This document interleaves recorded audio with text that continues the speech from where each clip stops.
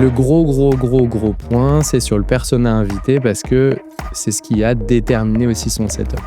L'idée n'est pas du tout de copier, bien entendu, mais de pouvoir se faire évoluer et aller chercher autre chose.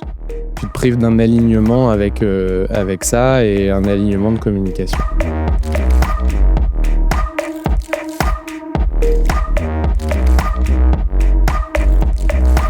Bienvenue dans Backstage, derrière le micro, le podcast qui te montre l'envers du décor.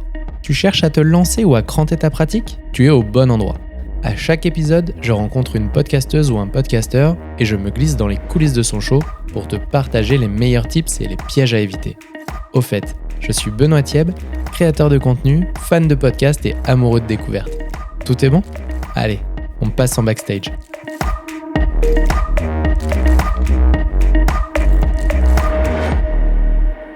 Salut, c'est Benoît et tu écoutes Backstage derrière le micro. Enfin, plutôt cet épisode de Backstage, le deuxième du nom.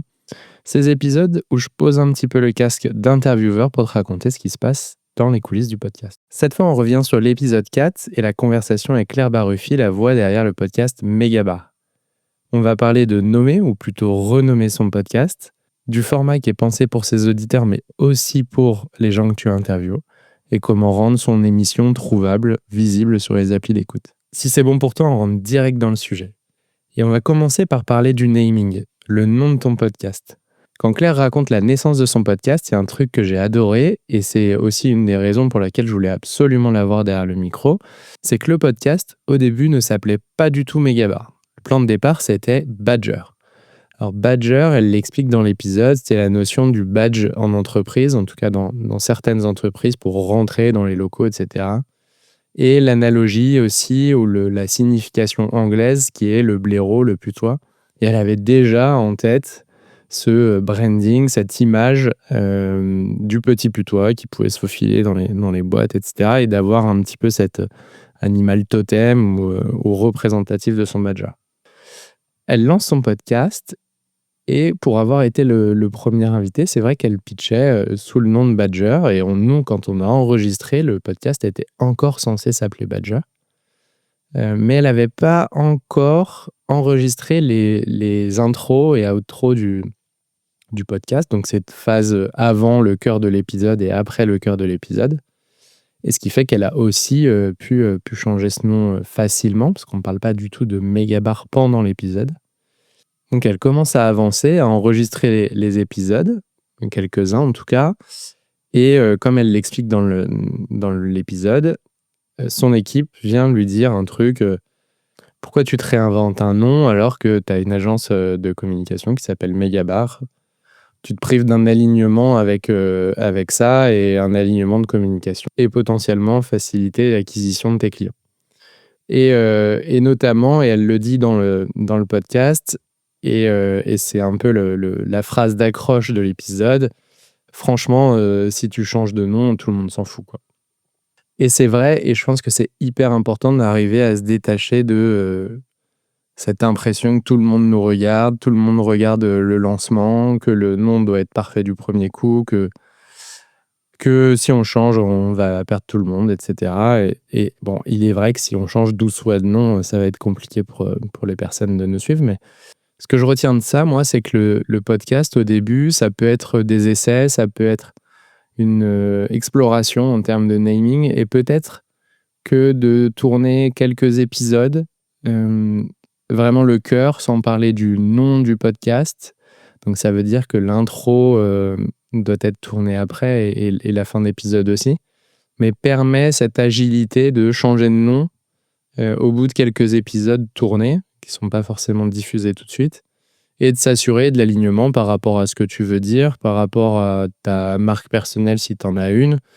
Et en tout cas, ça te donne la possibilité de corriger en cours de route, alors que si tu parles trop du nom de ton podcast dans les épisodes, et encore pire si tu fais les intros en live avec le nom de l'épisode, ça t'oblige à retourner au moins une partie de tout ça. Et pour le coup, ça demande pas non plus 3 mois de réflexion et un brainstorming avec 10 personnes. Donc si tu écoutes et que tu es bloqué sur le naming de ton podcast, inspire-toi de Claire. trouve un nom qui est suffisamment bon pour démarrer et pitcher ton idée à tes invités, à tes premiers invités, mais garde-toi la possibilité de le faire évoluer en cours de route avant que ce soit diffusé. Ou j'ai envie de dire, est-ce que c'est si grave que ça si on le change au bout d'une dizaine d'épisodes? Peut-être pas. Ce qui va être important au final, c'est le cœur de l'épisode et ce que tu apportes, et toi, ta voix et les invités que tu as. Le deuxième point que je voulais aborder, c'est l'étude de marché, l'étude du persona. Donc le persona, c'est le portrait robot de la cible. Et ce qui m'a marqué dans l'épisode avec Claire, c'est qu'elle fait, ou en tout cas, ce qu'elle explique, c'est qu'elle a fait sa propre étude de marché, ou elle laisse sa propre étude de marché, notamment sur la durée. Elle se cale sur ses habitudes d'écouter des podcasts en voiture, et donc sur un format vers les 30 minutes ou 2 fois 20 minutes sur ce qu'elle écoute, et d'avoir un podcast qui colle à ses trajets en voiture. Je cherche pas forcément à aller sur du 1h30, des grands podcasts qui font 1h30 comme ceux de Mathieu Stéphanie, qui va même sur du 2h, 2h30. Mais en tout cas, elle se base en tant qu'auditrice pour regarder ce qui pourrait plaire. Alors ça peut répondre à une logique de personne. Et le risque que je verrais, par contre, c'est que tes auditeurs, au final, n'aient pas ces pratiques-là. Donc, le garde-fou que je mettrais serait peut-être de faire une étude auprès de tes auditeurs quelques épisodes plus tard pour voir si tu t'es pas trompé et si tu n'as pas, toi, en fait, une logique d'écoute particulière et qui vient pas forcément coller au cœur de ta cible. C'est vrai que moi, j'ai plutôt l'habitude d'écouter tous les formats, entre Code Source, qui est sur des formats très courts de 20-30 minutes max, ou du Mathieu Stéphanie, comme je le disais, qui est plutôt à 2h, 2h30. Là, je m'adapte assez. Par contre, le vrai point qui était intéressant dans son étude de marché, c'est donc le persona, le portrait robot de la personne, soit à qui tu parles, donc le persona invité, soit la personne qui t'écoute, le persona auditeur. Et là, il y a 2 choses importantes. Donc le persona auditeur, pour elle, c'est moitié de candidats d'entreprises pour le recrutement et des candidats qui veulent découvrir l'intérieur des boîtes, ce qu'on appelle la marque employeur, donc comment rayonne l'entreprise sur le marché de l'emploi. Il y a la moitié où c'est des RH qui viennent chercher de l'inspiration, qui viennent s'informer sur certaines boîtes ou suivre certains invités, très simplement. Mais le gros point, c'est sur le persona invité, parce que c'est ce qui a déterminé aussi son setup. Le persona invité, je le rappelle, c'est des DRH, donc des directeurs des ressources humaines, ou des directeurs, directrices de marque employeur. En tout cas, quelqu'un qui sait, qui est là pour ouvrir les coulisses de son entreprise côté RH. Et donc, pourquoi c'est déterminant pour son setup? Parce qu'elle l'explique. C'est des invités qui sont surbookés, c'est des invités qui gèrent des milliers ou des centaines ou des milliers de collaborateurs et qui n'ont pas le temps forcément de bloquer une salle, de bloquer un créneau, encore moins de se déplacer à un endroit pour pouvoir enregistrer. Et donc, c'est grâce à ça, ou c'est à cause de ça, qu'elle enregistre 100% à distance, en se disant, tu te prends 1 heure dans ton bureau avec un micro, un casque, et puis c'est tout, j'ai pas besoin de plus venant de toi. Donc le gros avantage, c'est ça, c'est de se caler par rapport aux contraintes de tes invités et de transformer cette contrainte en opportunité en disant, voilà, j'ai pas envie de te prendre de temps, allez, tu me bloques juste 1 heure et après c'est bon, quoi. Et donc elle s'affranchit de tout problème logistique, et même pour elle en termes d'organisation, ça ne lui demande pas de se déplacer, d'aller installer son matos, etc. Après, elle reconnaît aussi dans l'épisode, et pour avoir fait les 2 setups, il y a quand même un truc, c'est que la rencontre en vrai, tu passes à un niveau supérieur où même si tu as un super échange, et elle arrive à le faire, et Alexandra Hamda aussi, on en a déjà parlé, arrive bien à garder ce lien et cette interaction pendant l'échange ou même avant et après. Mais il y a quelque chose qui ne se passe pas physiquement parce que tu vois pas tout. Donc, ce que je trouve intéressant pour moi aussi sur Backstage, mais si tu es dans la démarche stratégique de ton podcast, c'est vraiment de prendre ce temps de se poser sur qui sont mes invités, qui sont mes auditeurs, pour déterminer le format, mais aussi le setup de ton podcast. Et est-ce que tu privilégies l'expérience humaine en présentiel ou la flexibilité, la logistique pour des invités qui sont sollicités, ou un manque de temps aussi par rapport à toi? Ça peut être un bon moyen aussi de se lancer en se disant: «J'ai pas forcément beaucoup de temps et le temps d'aller à droite, à gauche pour enregistrer mes épisodes». Donc dans un premier temps, je le fais à distance et si ça me plaît et le matériel aussi est moins contraignant parce que tu peux le faire par, Teams, par Google Meet, ou sans forcément passer par des solutions dont on a déjà parlé, donc Zencastr par exemple. Mais ça peut être un bon moyen pour se lancer. Enfin, le dernier point, avant de revenir aussi sur le jargon de l'épisode, c'est, la visibilité. Et donc on reparle dans cet épisode de PSO, donc de Podcast Search Optimization. Donc comment je rends mon podcast trouvable ou visible dans les recherches, dans les plateformes d'écoute. Et ce que Claire, dit très clairement et de façon très juste, c'est que si ton podcast n'est pas trouvable, il est peu ou pas écouté. Donc sur le PSO, ce qui va aider ton podcast à sortir dans les recherches, c'est le titre de tes épisodes à proprement parler. Et là, c'est vrai que c'est important de ne pas juste mettre le numéro et un truc un peu bateau, mais de réussir à trouver des mots-clés qui vont aider à la recherche. Donc ça peut être aussi le nom de ton invité qui peut aider et faciliter la recherche si la personne ne cherche pas ton podcast, mais plutôt l'épisode en lui-même. On va avoir la description, donc ce qui est aussi appelé la métadescription, c'est le petit texte qui décrit l'épisode. Et là, c'est vrai que c'est important d'être exhaustif, d'expliquer ce qu'on dit dedans, à la fois pour la personne qui va regarder le descriptif de l'épisode et voir si ça l'intéresse, mais aussi parce que ces mots-là sont recherchés, ou en tout cas les moteurs des plateformes d'écoute vont rechercher dans ce descriptif d'épisode des mots pour pouvoir te le sortir dans l'onglet recherche. Et après, donc ça, on le voit pas sur les plateformes en tant qu'auditeur, mais on le voit en tant que podcasteur sur les plateformes de diffusion. On peut rentrer des mots-clés, des tags. Donc sur Ocha, par exemple, c'est 20 mots-clés qu'on peut rentrer. Sur YouTube, on peut en rentrer un petit peu plus. En tout cas, c'est des mots-clés, un peu comme des hashtags sur les posts, etc. Des mots-clés qui vont ressortir des recherches et qui vont permettre de rendre l'épisode plus visible. Florent Le Tourneur en parlait aussi sur l'épisode qu'il a tourné avec Alexandra Hamda, par exemple, qui est plutôt connu sur des sujets de parentalité. Un des mots-clés qui va ressortir, que ce soit dans la métadescription ou dans les tags, ça va être parentalité. Là, en l'occurrence, pour Claire, on pourrait mettre marque employeur, expérience candidat, recrutement, RH. En tout cas, quelque chose qui va traiter d'elle et de son sujet, qui permettra peut-être qu'elle ressorte aussi un petit peu mieux. En gros, et pour le coup, moi, je suis vraiment en recherche et en curation de contenu sur le sujet. J'ai activé là très récemment l'option test de Ocha sur le PSO et je vois quand même quelque chose à la fois d'assez compliqué, en tout cas qui peut demander du temps pour être bien fait et à la fois quelque chose de très stratégique et quelque chose, donc ce que conseille Claire, c'est de regarder aussi la performance de ces mots-clés. Donc ça, dans les plateformes de diffusion, on a des statistiques dessus. C'est aussi comme ça qu'ils font leur business, sur les options du PSO notamment. Mais de regarder comment le podcast se classe par rapport aux autres. Et j'en parlais dans un post LinkedIn, pas pour aller vaincre l'autre, pas pour écraser l'autre, mais plutôt pour se dire, OK, qui est devant, qui est autour de moi même, qui sont mes voisins de palier, comme spécifié dans un des épisodes tips de Ocha.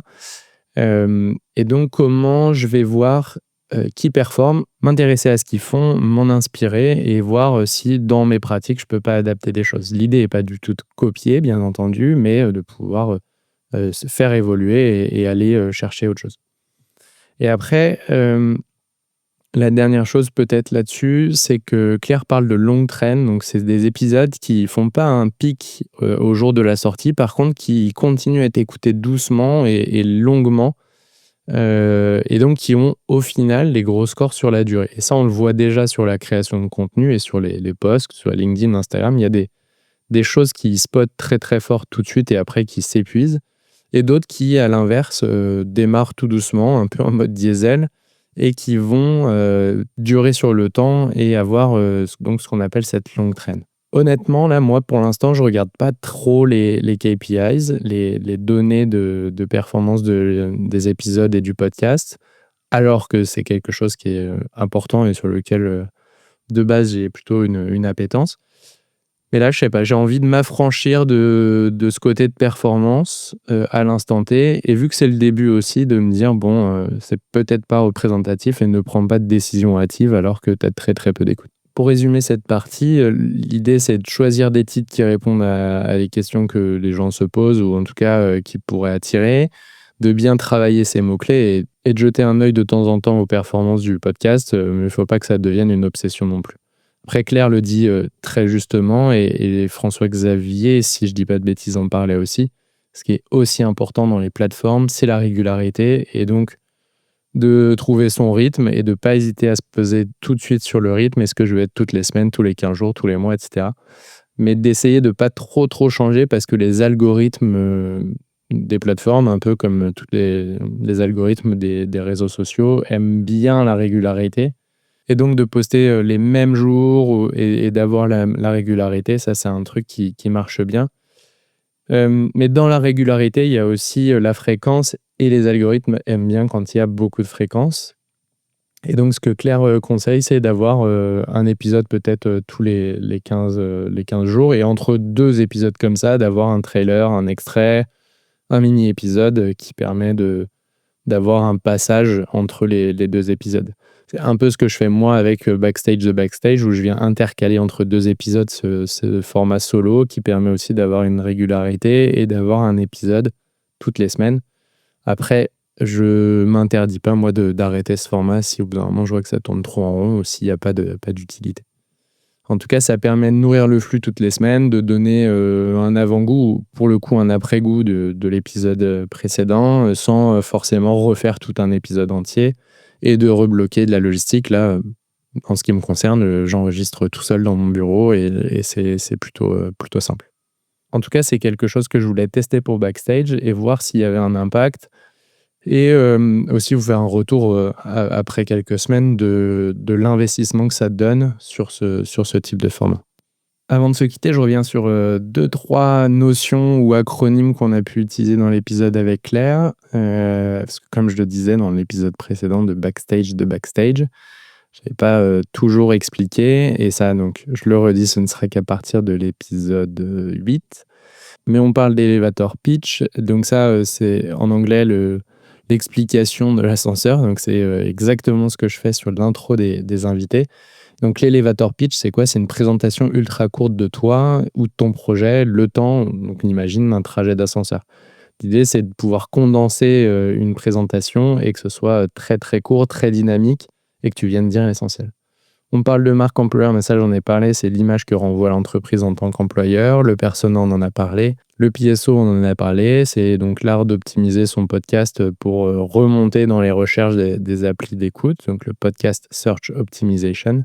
On parle peut-être aussi d'SEO, et donc ça c'est l'équivalent pour tout ce qui est site internet sur Google, etc. Donc SEO, ça veut dire Search Engine Optimization. On parle de trailer, et pour moi, ça semble évident, mais autant le spécifier là. Le trailer, c'est quoi? C'est une bande-annonce qu'on peut avoir sur un podcast ou même sur un épisode de série, de film, etc. C'est ce format qui va annoncer de façon assez courte, mais qui va donner envie, en tout cas, d'écouter le podcast. Et peut-être pour finir, on parle de upcycling ou d'upcycler le contenu. Et là, l'idée, c'est de faire pas du recyclage, mais de réutiliser le même contenu sous un format différent. Donc, ça peut être des extraits audio, des shorts vidéo si jamais tu fais du format vidéo, de le transformer en post pour les médias sociaux ou de faire des mini-épisodes. En tout cas, de réutiliser une partie du contenu pour le faire vivre plus longtemps. Voilà, je crois qu'on a fait le tour de cet épisode de Backstage. Bon, l'idée, si je résume, tu as le droit de changer d'avis sur ton nom, sur ton format. N'hésite pas à prendre du temps sur l'approche stratégique et notamment sur ton persona, invité et auditeur. Et n'hésite pas à passer un peu de temps sur le côté non visible de l'iceberg et notamment sur le PSO et de savoir quels mots-clés je vais utiliser, quels sont les bons titres, quelle est la description de l'épisode. Parce que ça peut avoir une incidence cruciale sur la découvrabilité de ton épisode et de ton podcast. Et puis, dernier mot, peut-être la régularité qui est une alliée avec les algorithmes. Et donc, aide-toi de trailer, recycle ou upcycle ton contenu pour avoir des trailers, des extraits, des mini-épisodes qui te permettront de nourrir la bête, on va dire, de l'algorithme. Et puis, n'hésite pas à me dire si ce format de backstage t'est utile, s'il y a des notions sur lesquelles tu veux que je revienne, peut-être même s'il y a des choses que tu veux que j'aborde avec les invités. Et n'hésite pas à soutenir Backstage. Et le meilleur moyen pour ça, c'est de t'abonner sur ton appli de podcast, de laisser une note. Et n'hésite pas à envoyer cet épisode à une personne qui est soit curieuse de ce qui se passe derrière les podcasts, soit qui pense à se lancer et qui, peut-être comme Claire, rêve d'interviewer des personnes. En tout cas, on se retrouve très vite dans un nouvel épisode classique de Backstage derrière le micro avec un invité pour l'épisode 5. Allez, à très vite derrière le micro.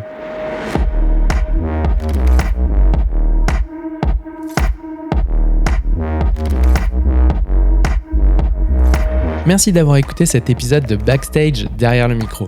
Si ça t'a plu, abonne-toi, mets 5 étoiles et laisse un commentaire. Pour suivre les coulisses de Backstage, retrouve-moi sur les pages LinkedIn et Instagram, je te mets les liens en description. Tu veux continuer la discussion ou me poser une question, contacte-moi sur LinkedIn. On se retrouve très vite dans Backstage.